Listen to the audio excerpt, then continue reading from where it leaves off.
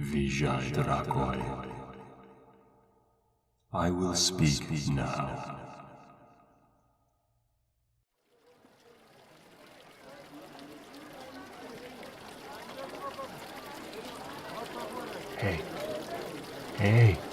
Hey, you.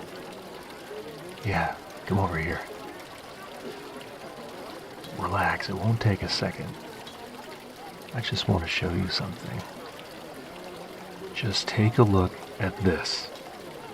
Have you ever seen something like this before?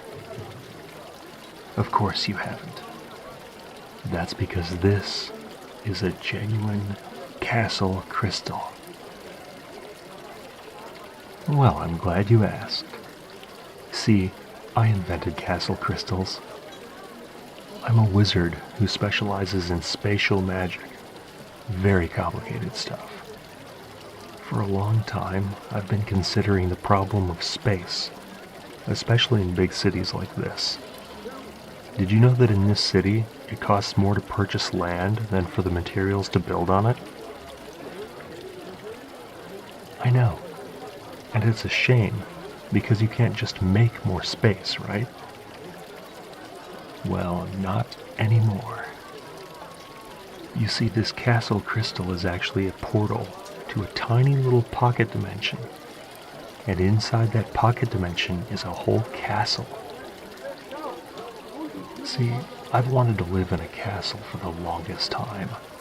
And I even have the connections to have a castle built. But the things that were always stopping me were buying land and legal red tape. That's why I invented the castle crystal.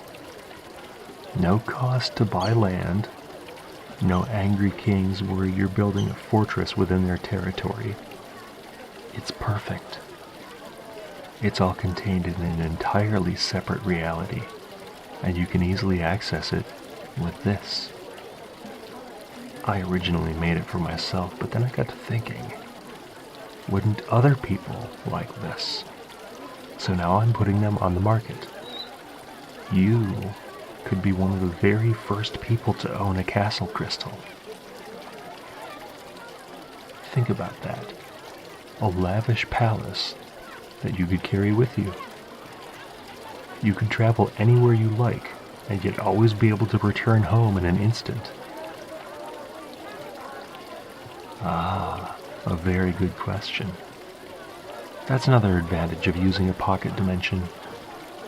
I've made little tweaks to reality within the pocket dimension for your convenience. The castle itself, as well as the parcel of land that surrounds it, is in a sort of time loop. At any point you can reset the castle, meaning everything is back in its place. All dust and grime is gone, and any damage is repaired. Oh, come on, there's no catch. Well, if there was, I suppose it would be the price. I have a lot of good connections with some architects who have been dying to build something interesting. That, along with using my magic to make the construction process easier, has let me keep the cost relatively low. But, well, it's still a castle. And the materials for creating pocket dimensions are rare, so it's not going to be cheap. Why does everyone have to ask that? Okay, yes, sure. I could build something less extravagant, like a small house, but that's so boring. I wanted to make something with style.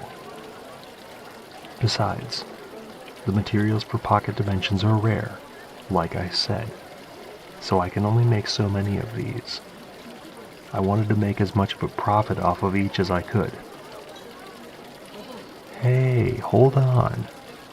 Look, don't you at least want to see one before you go? I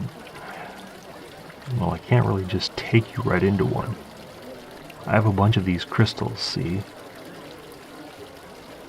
I can't bring any of these crystals into a pocket dimension with me. Now that would be a whole mess. And I don't want to just leave them here unguarded. But what I can do is use this crystal ball. it can show what's beyond each portal. Come here. Let me show you one of my favorites.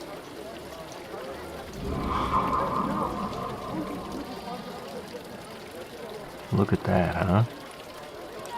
The architecture is based on the Imperial Palace of Southland. Tall, vaulted ceilings, ornate pillars, the whole deal. Absolutely beautiful. I'm particularly happy with the throne room. I wondered if a palace owned by a normal citizen actually needs a throne room. But then I thought, why wouldn't you have a throne room in a palace? The architecture in the throne room is particularly clever because of the acoustics. Up on the throne, approaching noise is deadened a bit, so if you were to have a lot of people in there, it wouldn't be absolutely deafening. But going the other direction, everyone else in the room can hear you easily. Makes total sense for a throne room, right? Oh, and check out the master bedroom. You see that bed? You could fit probably 10 people in there. I don't know why you'd want to, but I say bigger is better. And how about all that natural light? It's completely worth putting it at the top of a tower just for that. And that's just the finest of 100 bedrooms. Think about how many guests you could have. And of course there's a large kitchen and dining room, a library wing, a ballroom, sitting rooms. It'd probably take all day to tell you every kind of room there was in this place. You know, one of the biggest challenges was making sure this place stayed warm. Stone isn't great for that, of course. I ended up buying a lot of very luxurious rugs. There's a different pattern in every room. I almost hate to part with it, but I do want it to see some use. I could let it go for, hang on, let me check what the price was. 175,000 gold coins. Okay, I know that really sounds like a lot. To be fair, it is a lot. But you have to think about what a deal it is. Do you know what it would cost to build a palace like this normally? There's a reason only kings and emperors live in them. Ordinarily, you'd need the riches of an entire nation for something this extravagant. 175,000 is doable, though. Granted, you'd need to borrow the money, but you could use your castle to make money, right? Rent it out for parties, that sort of thing. And you could easily travel anywhere for work. I mean, okay, I personally don't know anyone who could lend that much money, but somebody has to be able to, right? Well, alright, I guess it's not realistic of me to sell one of my priciest castle crystals to ordinary people. But hey, I've got some cheaper ones. Ooh, like this one. This is a fun one because it has a theme.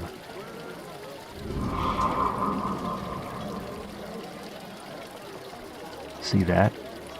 It looks like a sand castle. Isn't that fun? No, it's made out of sandstone, not sand. The tricky part was carving it right so that it looked natural. There are hardly any sharp corners here. It's a bit smaller, with only 45 bedrooms. Still more than you'd probably need, though, right? And it still has plenty of space. For this castle, we actually decided to embrace the nice cool stone. There's a tropical climate in this pocket dimension, and there's always a nice cool breeze blowing through the castle. But in a lot of ways, it's what's outside the castle that's really great. You're right on a beach. Isn't that amazing? Let me tell you, it was not easy to do that, especially making the waves. The whole pocket dimension is only about a square mile, so making the water behave like a real ocean took a lot of tweaking. If you want this one, it'll only be 88,000 gold coins. Just barely more than half of the first one. No? Is that still too expensive? I mean, Granted, that's still pricier than most mansions, but you can't find this sort of thing anywhere else. This is a tough sale. But don't worry, I won't stop until I find something you want to buy. Oh, my cheapest one? Well, I don't know. Cheaper also means not as good, right? You sure you don't want... Alright, let's see. It would probably be this one.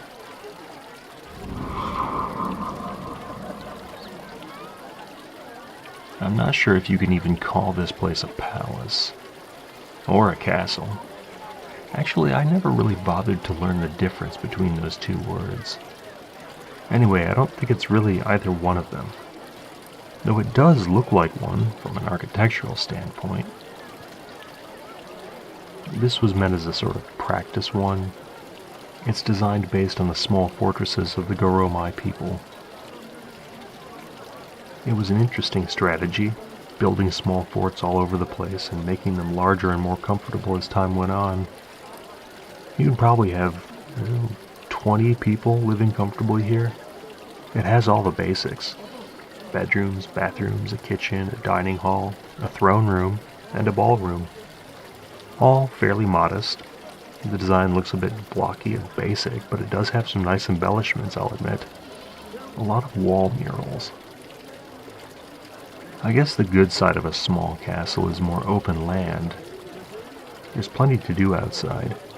There's a pond and a small forest. The weather is always pleasant, of course.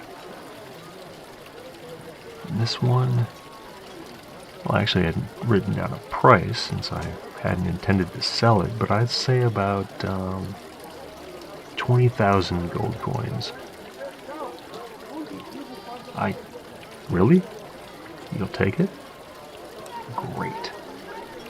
Oh, are you sure you don't want to see one that's maybe a little bit more... No? Alright, I had to ask. Out of curiosity, what do you plan to use it for? Just a personal home, or... Oh. Well, I never even thought of that. Splitting the cost with somebody else could make it much more affordable. Well, naturally I'll need payment first, and I don't imagine you have that much gold just sitting around. But don't worry. I will be here in this alley every day selling my castle crystals. Come by with the payment soon, and this castle is all yours. Thank you so much for giving these a chance. I regret that I wasn't able to convince you to get a real castle. But, well, I'm sure somebody will buy one someday. Until you return, take care.